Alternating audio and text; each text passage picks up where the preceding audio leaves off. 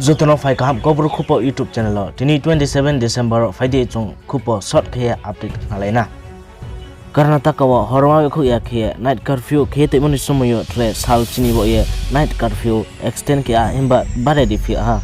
Moming ke coronavirus ni trek kaya variant Omicron bari kaya Karnataka nim singo case ta mayo moni bo ye.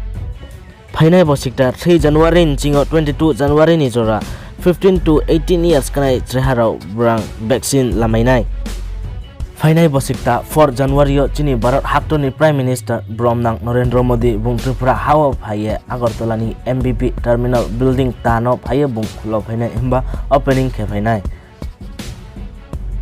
No vaccination certificate, no salary hiya saha Punjab ni sarkar. Abagek mahingke vaccine lama certificate nuyak songhale brang beton himba salary maya.